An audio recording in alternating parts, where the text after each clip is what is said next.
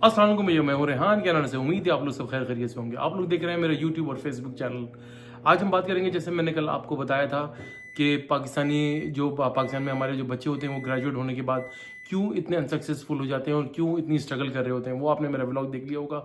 और दूसरा, आज आज का जो मेरा मेन टॉपिक है वो हमारा जो पाकिस्तान से लोग ओवरसीज़ आते हैं, जो स्पेशली मैं स्टूडेंट्स की बात नहीं कर रहा। स्टूडेंट जब वो यहाँ आ जाते हैं तो यहाँ वो उनको एक सिस्टम का अंदाज़ा हो जाता है कि हमें किस तरीके से सर्वाइव करना होता है, क्योंकि उनको अपनी फीसिस भी निकालनी होती हैं और उनको अपने सर्वाइवल के लिए जो है अपने पैसे भी जमा करने होते हैं। तो इसलिए वो पार्ट टाइम उनको कोई भी जॉब मिलती है वो कर लेते हैं। अच्छा, प्रॉब्लम उनका आता है जो लोग यहाँ पर वर्क वीज़ा के ऊपर आते हैं और जो लोग LMIA वगैरह पर LMIA लेकर आते हैं, उनके साथ सबसे बड़ा प्रॉब्लम ये होता है कि वो ऑलरेडी बहुत अच्छी जो है ना पोजीशन के ऊपर पाकिस्तान में वो काम कर रहे होते हैं। वो कहीं किसी जगह पे मैनेजर होते हैं, कहीं किसी कॉर्पोरेट सेक्टर के अंदर काम कर रहे होते हैं। तो वो उनके साथ इश्यूज़ ये होते हैं कि वो एक अच्छे इन्वायरमेंट के अंदर होते हैं। अब वो होता ही है कि वो लोग आपका जो है बाहर की जो बातें सुन लेते हैं। उनके कुछ दोस्त होते हैं जो बाहर रह रहे होते हैं और उनसे वो बातें सुनते हैं। वो बढ़ा चढ़ा कर उनको बातें बता रहे होते हैं कि क्या लाइफ है यहाँ की, ये तो बड़ी आइडियल लाइफ है, मज़ा आ रहा है, यहाँ का वेदर भी ज़बरदस्त है और यहाँ की ये बड़ी सिविलाइज सोसाइटी है। जो किसी हद तक वो बात सही भी होती है, लेकिन वो जो दूसरी वो बात करते हैं कि उनको वो कहते हैं कि भाई तू यहाँ पर आ जाए, यहाँ पर आकर तेरी सारी सेटिंग हो जाएगी। तो वो बेसिकली वहाँ से उनका झूठ बोलना वो शुरू हो जाता है। अब वो एक बंदा जो एक अच्छी पोजीशन पे वहाँ पे बैठा होता है और वो एक अच्छा खासा 2 ढाई 3 लाख रुपए का पैकेज होता है, उसके पास आगे पीछे जनाब वो ड्राइवर भी अफोर्ड कर लेता है पाकिस्तान में, वो घर के अंदर नौकर चाकर भी होते हैं। तो एक प्रोटोकॉल वाले इन्वायरमेंट में हम रहते हैं वहाँ पर। और वहाँ पर मैंने हमेशा ये देखा है कि भाई वहाँ पर 25-30 हज़ार रुपये कमाने वाला भी एक उसने घर में एक छोटी मोटी मासी रखी होती है जो दिन दिन भर का काम करके वो बर्तन धोकर वो कपड़े धोकर वो चली जाती है और घर की सफाई करके चली जाती है। तो ये बड़े आराम होते हैं वहाँ पर। जबकि यहाँ पर ऐसा बिल्कुल भी नहीं, यहाँ पर बिल्कुल एक ऑपोजिट कहानी होती है। यहाँ पर आपको जैसे कि टॉप टू बॉटम सारे काम खुद करने होते हैं। 10 बार मैंने अपनी वीडियोस में मेरे ख्याल से मैं बता चुका हूँ, लेकिन मैं थोड़ा बहुत लेके एक ओवरव्यू दे देता हूँ ताकि शायद आपको अंदाज़ा हो जाएगा। हमें घर की सफाई से लेके गाड़ी की सफाई, बर्तन धोने और जनाब अली कपड़े धोने सब मेरी वाइफ कर रही होती है, या जिस हद तक होता है मैं जो उसका हाथ बटा लेता हूँ। हमें ग्रोसरी खुद करनी होती है, लेकिन जिसे आप सब्जी वगैरह कहते हैं, घर का सामान कहते हैं, वो हम सब यहाँ पर खुद कर रहे होते हैं। तो यकीन करें कि जब वो लोग आते हैं तो उनके जहन में वही होता है कि मैं ब्रांच मैनेजर हूँ या मैं वहाँ पर AVP हूँ या किसी कॉर्पोरेट सोसाइटी के अंदर बहुत अच्छी पोजीशन पे काम करने वाला हूँ। तो यहाँ आकर जनाब अली उनके वो नखरे ख़त्म ही नहीं होते। वो पाकिस्तान वाला प्रोटोकॉल अपने साथ वो लेकर आते हैं और उनको प्रॉब्लम ये होती है कि यार वो इस एनवायरनमेंट के अंदर जल ही नहीं कर पा रहे होते, मिक्स ही नहीं कर पा रहे होते, क्योंकि उनको आते ही वो जो पाकिस्तान का जो आपका बैक होम का एक्सपीरियंस होता है वो यहाँ पर बिल्कुल भी एक्सेप्टेबल नहीं होता। ये क्योंकि यहाँ एक चीज़ आपको अंडरस्टैंड करनी चाहिए, जो यहाँ पर लोग कहते हैं कि यार मैं वहाँ पर ये था तो आप वहाँ पर थे, अब यहाँ पर नहीं है। यहाँ का एक डिफरेंट एनवायरनमेंट है, यहाँ पर एक डिफरेंट एक सॉफ्टवेयर यूज होते हैं, यहाँ पर डिफरेंट एनवायरनमेंट कल्चर होता है। आपको 10,000 चीज़ें, एक प्रोटोकॉल होता है, एक डिफरेंट एक मल्टी कल्चरल सोसाइटी के अंदर आप आकर आप काम कर रहे होते हैं, क्योंकि पाकिस्तान में एक पाकिस्तानी एनवायरनमेंट होता है। आपको उस एनवायरनमेंट का पता होता है, आपको पता होता है कि यहाँ पे क्या पॉलिटिक्स होती है, यहाँ पर मुझे किस तरीके से एक्सेल करना है, यहाँ पे मैं किस तरीके से आगे बढ़ सकता हूँ, यहाँ पर मैं अपनी जॉब किस तरीके से परमानेंट करा सकता हूँ। यहाँ पर बिल्कुल ऐसा नहीं होता। यहाँ पर आपको पहले तो जाओ, अगर आप बैंक में वहाँ पे अच्छी पोजीशन में थे। मैं यहाँ पे पर्सनली ऐसे लोगों को जानता हूँ, यकीन करें, जो यहाँ पर आए वो पाकिस्तान में ब्रांच मैनेजर थे। उनको यहाँ पर उन्होंने जॉब अप्लाई करी, एक तो जॉब की कॉल लिए, फिर आए भी तो उनको स्ट्रेट उन्होंने कहा कि ठीक है हम मानते हैं कि हम वहाँ पर होंगे, लेकिन वहाँ का बैंकिंग सिस्टम बिल्कुल डिफरेंट है और यहाँ का बैंकिंग सिस्टम बिल्कुल डिफरेंट है। तो लेकिन हम आपको एज अ टेलर आपको हायर कर लेते हैं। तो जाहिर सी बात है, एक बंदा ब्रांच मैनेजर है, उसके आगे पीछे नौकर चाकर, एक प्रोटोकॉल है, एक पियोन उसके लिए चाय लेकर आ रहा है, सब कुछ सारे काम कर रहा है, और वो बोले यार मुझे आप टेलर की पोजीशन पे बिठा रहे हो, तो वो उनके लिए बड़ी शॉकिंग बात होती है। तो वो लोग जो आते हैं यहाँ पर, वो LMI और वर्क परमिट बहरहाल वो लेकर आ जाते हैं और बड़े पैसे खर्च कर आते हैं। जो बात है सबको पता है किस तरीके से लोग यहाँ पर आते हैं। वो अपने साथ हाथ में पैसा भी लेकर आते हैं, फिर फैमिली को भी लेकर आते हैं। अब उनको अंदाज़ा नहीं होता कि देखें, जब आपको जॉब आपकी रिक्वायरमेंट के हिसाब से नहीं मिल रही होती है, जो कि आपको कभी भी नहीं मिलेगी, ये बात आप मान लें। आप वहाँ जो भी तुर्रम खान थे, पायलट थे या स्टीवर्ड थे या जो भी थे, यहाँ पर आकर आपको स्क्रैच से काम करना पड़ेगा। आपकी मेरी एडवाइस लोगों को ये होती है कि भाई आप यहाँ पर आएँ और आपको जो भी पहली जॉब मिल जाए आप वो जॉब कर लें, ताकि एटलीस्ट जो आपकी सेविंग्स होती हैं वो सेविंग्स आपकी सेफ ही रहें, उसमें से बहुत मामूली सा चंक आपका निकले, क्योंकि सारा खर्चा आप यहीं से कमा कर यहीं पे करें और साथ में अपने आप को अपग्रेड करें और अपने उस फील्ड के अंदर ही कोशिश करें कि मैं उसी फील्ड के अंदर आप जॉब अप्लाई करते रहें। लेकिन साइड में पार्ट टाइम में आपको कोई भी जॉब मिल जाती है, आप सिक्योरिटी का लाइसेंस ले लें, आप ड्राइविंग लाइसेंस लेकर गाड़ी लेकर आप उबर चला सकते हैं, लाइक पिज़्ज़ा डिलीवरीज कर सकते हैं। यहाँ पर 10,000 काम है।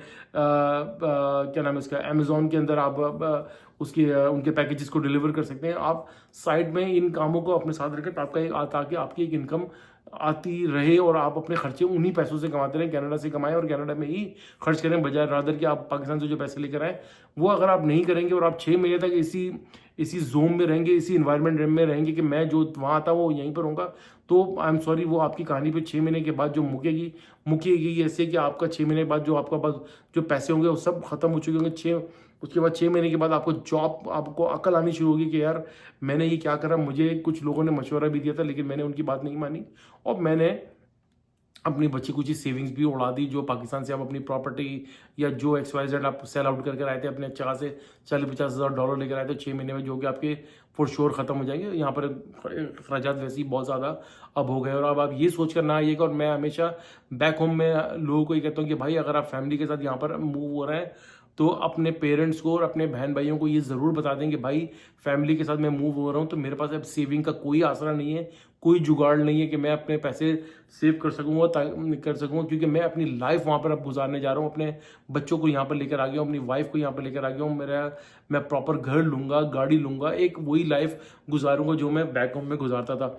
तो ये उन लोगों को ज़रूर आप बता दिया करें। अकेला छड़ा छाड़ रहने वाला थोड़ा बहुत घर वाले से उम्मीद लगा सकते हैं, लेकिन फैमिली के साथ आप ज़्यादा उन लोगों के साथ उम्मीद ना लगाएं। बहरहाल हम अपने पॉइंट के ऊपर स्टिक रहते हैं। यहाँ पर आने से पहले आप प्लीज़, अगर आप कोई भी पोजीशन के ऊपर हैं उसके साथ एक्स्ट्रा कोई स्किल अपने साथ ले लें, AI का कोई कोर्स कर लें, IT के अंदर कोई कोर्स कर लें, या आप कोई नर्सिंग, मेल नर्सिंग या फीमेल नर्सिंग में अपनी वाइफ को कुछ वहाँ से डिप्लोमा वगैरह आने का प्लान कर रहे हैं तो वो करवा कर लेकर आए, ताकि आपको यहाँ पर ये वो जॉब्स हैं जो आपको राइट अवे बहुत आसानी से मिल जाती हैं। भले आप फिर अपने साथ यहाँ पर आकर कनाडा का एक्सपीरियंस लें और क्या नाम है इसका, अपनी जॉब को अप्लाई करते रहें और यहाँ का रेलेवेंट डिप्लोमा कोई ले लें या किसी कॉलेज के अंदर एडमिशन ले लें। 6-8 महीने के बाद एटलीस्ट 1 साल तक आप जो है ना कुछ भी आप करके अपने आप को कनाडा की मार्केट के अंदर जो है लेकर आए। कोई भी एक्सपीरियंस लें, किसी भी फील्ड के अंदर एक्सपीरियंस लें, एटलीस्ट अपने CV के ऊपर एक ठप्पा लगाएं कि भाई मैं यहाँ पर काम करता हूँ, मेरे पास ये रेफरेंसेस हैं।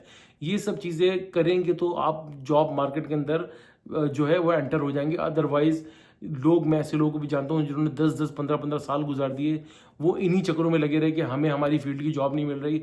वो ना वो कहते हैं कि ना इधर के हैं ना उधर के हैं, मैं इससे ज़्यादा डिसेंट वे में नहीं बोल सकता। बहरहाल कोशिश अपने साथ यही जारी रखें कि भाई हमें जो मौका मिलता है, देखिए जैसे हमारे नेबरिंग कंट्री इंडिया से लोग आते हैं, वो हमसे ज़्यादा क्वालिफाइड होते हैं, उनके पास हमसे ज़्यादा अच्छी डिग्रीज होती हैं, वो प्रॉपर IT के होते हैं, वो इंजीनियरिंग के होते हैं, लेकिन उनको आते ही जो पहली जॉब मिलती है वो सबसे पहले वो जॉब पकड़ते हैं, वो साथ में अपनी फील्ड की जॉब अप्लाई करते रहते हैं। जैसे ही उनको कम पैसों के ऊपर भी जॉब मिलती है वो उस जॉब से स्विच कर जाते हैं और साथ में फिर वो एक्सपीरियंस लेते लेते वो स्टेप बाय स्टेप, वो कहते हैं ना कि वो बिल्कुल अपने साथ आगे बढ़ते रहते हैं।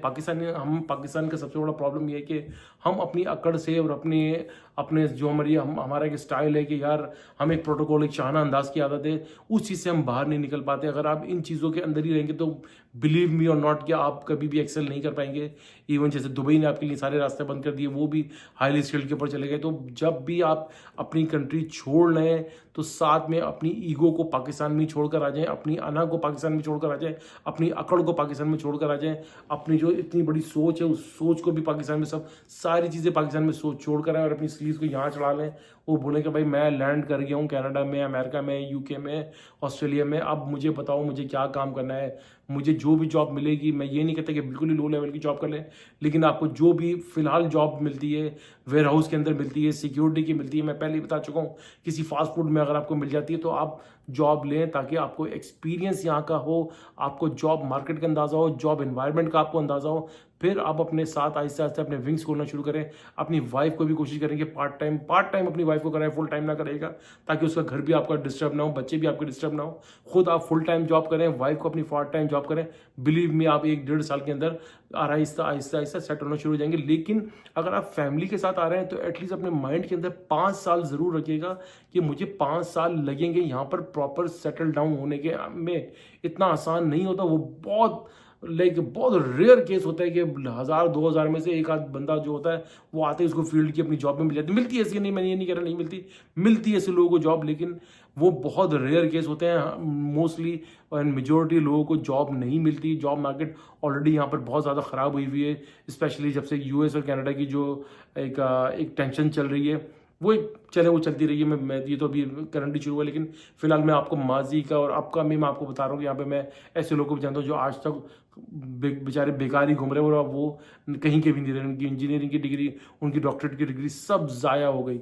तो बेहतर ये कि आ रहे हैं तो प्लान करके आए, लोगों की बातों में ना आए, खुद ड्यू डिलिजेंस करें कि हमें क्या करना है क्या नहीं करना है। वाइफ और आप बैठ कर प्लान करें कि यार हमें किन किन हालात से गुजरना पड़ेगा और हमें उन हालात को फेस करना है। लड़ना नहीं है, झगड़ना नहीं है, फ्रस्ट्रेट नहीं होना। फ्रस्ट्रेशन आती ज़रूर है, लेकिन उस चीज़ को ओवरकम आप और आपके हस्बैंड वाइफ ये दोनों मिलकर ही कर सकते हैं। जब भी कोई टेंशन हो, कुछ हो, प्रॉब्लम हो, तो बच्चों के सामने, इनके सामने डिस्कस ना करें। बाहर जाएं, बाहर बैठ के भले थोड़ा बहुत लाउडली बात कर लें, चीख चिल्ला लें, फैमिली के अंदर करेंगे तो बच्चे भी डिस्टर्ब होंगे। तो बेहतर है सारे मसले मसाइल गाड़ी में बैठ के सॉल्व कर लें और आगे का लाहे अमल को जो है लेके आगे चलें। तो उम्मीद है आपको मेरी वीडियो अच्छी लगी। वीडियो अच्छी लगी तो भैया लाइक करें, सब्सक्राइब करें, बेल आइकन का बटन जरूर दबाइएगा, शेयर करना ना भूलिएगा। इंशाल्लाह ताला नेक्स्ट व्लॉग में फिर हाजिर होंगे, तब तक के लिए अल्लाह हाफिज़।